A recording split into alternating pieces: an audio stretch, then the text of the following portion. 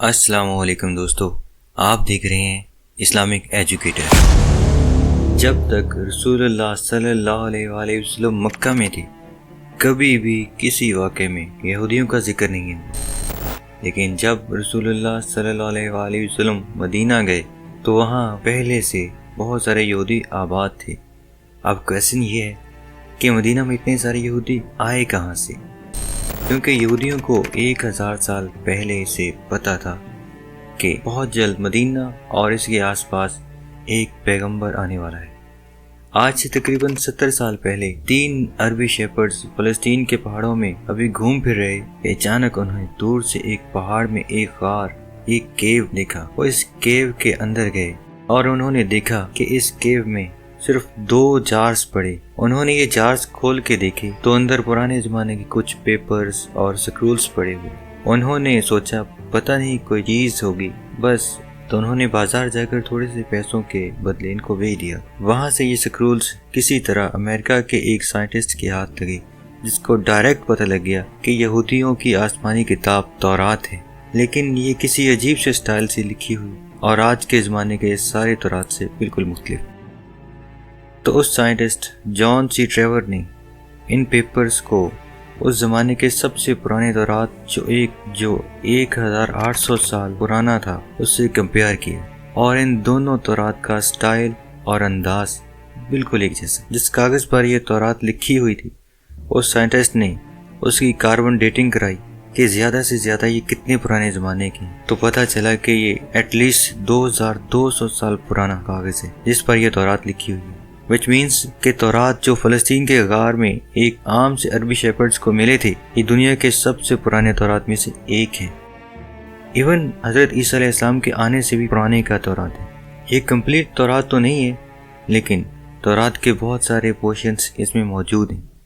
ان scrolls کے starting میں یہودیوں کے ایک پیغمبر آئزیہ کا ذکر ہے، جن کو کرسچنز اور مسلمان دونوں ایک سچا پروفٹ مانتے ہیں، اور اس پیغمبر آئزیہ نے فیوچر کی کچھ پروفیسیز لکھی کہ آنے والے وقتوں میں دنیا میں کیا ہونے والا ہے۔ پہلی پروفیسی یہ تھی کہ بخت نصر بیبلون کا ایک بہت طاقتور بادشاہ، جس نے ہزاروں سال پہلے یہودیوں کی بالکل ہٹلر کی طرح تباہی پھیر۔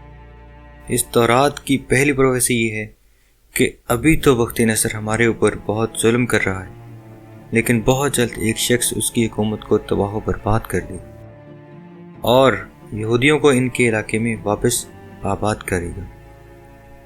یہ پروفیسی اس تورات سے بھی 300 سال پہلے پوری ہو چکی تھی، جب سائرس دا گریٹ کی شکل میں، جو ایران کا ایک بہت طاقتور بادشاہ، جس کو آج بہت سارے ماڈرن اسلامک اسکالرز ذوالقرنین بھی سمجھتے ہیں۔ یہ بھی ایک بہت انٹرسٹنگ سٹوری ہے، تو سبسکرائب۔ اس تورات کی دوسری پروفیسی کی وجہ سے یہودی مدینہ میں آباد۔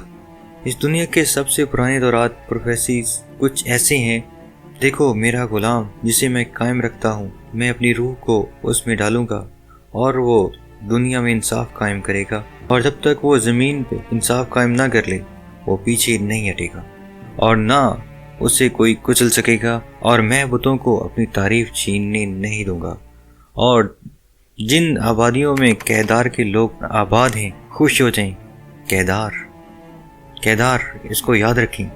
سیلا کے لوگ پہاڑ کے اوپر چڑھ کر چیخ کر خوشی کے نعرے لگائیں۔ سب سے پہلے کہا گیا ہے کہ کیدار کے لوگ خوشیاں منائیں۔ تو اب یہ کیدار کون ہے اور کہاں ہے؟ کیدار ابراہیم علیہ السلام کے بیٹے اسماعیل علیہ السلام کے دوسرے بیٹے کا نام، اور کیدار کے بچوں نے عرب میں ایک بہت بڑی سلطنت قائم کی، اور رسول اللہ صلی اللہ علیہ وآلہ وسلم بھی اسماعیل علیہ السلام کے اس بیٹے کیدار کی نسل میں سے ہیں۔ دوسرا ذکر ہے بتوں کا۔ اس زمانے میں سب سے زیادہ بتوں کی عبادت عرب میں کی جاتی تھی۔ اب اس سے یہ تو کلیئر ہے کہ پیغمبر عرب میں آئے۔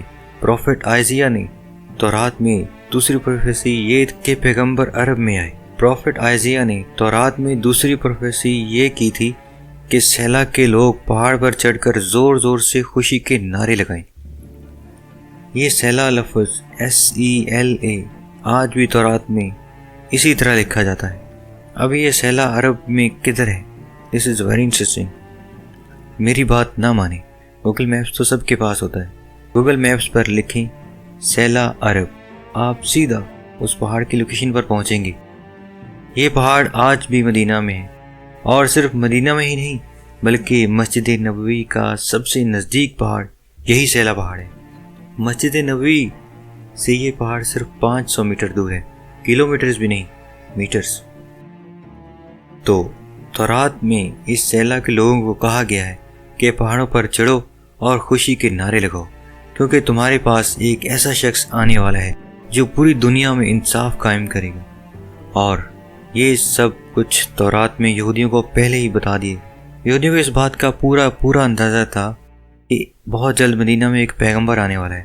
تو آہستہ آہستہ بہت سارے یہودی فلسطین سے مدینہ اور اس کے آس پاس شفٹ ہونا شروع ہو گئے کہ کاش ہم اس پیغمبر سے مل سکیں۔ اور ایک دفعہ تو یہودی اور رومن امپائر کی لڑائی کے بعد بہت سارے یہودی مدینہ اور اس کے ارد گرد جمع ہونا شروع ہوئے، اور خیبر کو جو مدینہ کی سب سے قریب سٹی سمجھی جاتی تھی اس کو اپنا ہیڈ کوارٹر بنا لیا۔ مدینہ کے عرب یہودیوں کے نالج اور ان کے بزنس کرنے کے طریقے سے بہت زیادہ امپریس، جس طرح آج بھی پوری دنیا یہودیوں کے انٹیلیجنس اور بزنس کے طریقے سے بہت امپریس ہے۔ آہستہ آہستہ مدینہ میں یہودی بڑھنے لگے، اور مدینہ کے عربیوں اور یہودیوں کے درمیان لڑائیاں ہونا شروع ہو گئیں، اور ہمیشہ یہودی مدینہ کے عربیوں کو کہتے کہ آج تو تم لوگوں نے جو کرنا ہے کر لو، لیکن جب ہمارا پیغمبر آئے گا تب ہم تم لوگوں کو نہیں چھوڑیں گے۔ مدینہ کے عربی ہمیشہ اس بات سے ڈرتے کہ کہیں واقعی ان کا پروفٹ ہمیں ختم ہی نہ کر دے۔ مدینہ والوں کو جنریشنز اینڈ جنریشنز تک یہ بات بتائی جاتی رہی، جس کی وجہ سے مدینہ والوں کو یقین ہو گیا تھا کہ بہت جلد ایک پیغمبر آنے والا ہے۔ اس سب کے درمیان اچانک ایک دن مکہ سے ایک آدمی مدینہ آیا جس کا نام تھا مصعب بن عمیر۔ انہوں نے مدینہ کے لوگوں کو اسلام کی دعوت دی اور بتایا کہ مکہ میں ایک عربی پیغمبر آیا ہے جس کی بات کوئی بھی مکہ میں نہیں مانتا۔ یہ سن کر مدینہ والے حیران ہو گئے، ایک عربی بولنے والا پیغمبر ہو سکتا ہے، یہ وہی پیغمبر ہے جسے یہودی ہمیں بار بار ڈراتے رہتے۔ تو مدینہ والوں نے ڈائریکٹ دنیا میں سے سب سے پہلے اسلام قبول کر لیا۔ یہودیوں کو جب اس بات کا پتہ چلا کہ ہمارا پیغمبر تو عربیوں میں آ گیا، تو انہوں نے صاف صاف ڈینائی کر دی کہ یہ وہ پیغمبر ہے ہی نہیں۔ لیکن پھر بھی کچھ یہودی نے اسلام قبول بھی کیا اور اسلام کے لیے جان بھی دی، اور تورات میں محمد صلی اللہ علیہ وسلم کے بارے میں جو پہلے سے کہا گیا تھا یہ بھی انہی یہودیوں نے ڈسکور کیا۔ اسی لیے حضرت سلمان فارسی کو بھی ایک کرسچن پریسٹ نے مدینہ ہی بھیجا تھا کہ وہاں ایک پیغمبر آنے والا ہے۔ یہودیوں نے سب کو ڈینائی کر دیا کہ یہ وہ پیغمبر ہے ہی نہیں، اور صاف صاف ان کو پیغمبر ماننے سے انکار کر دیا۔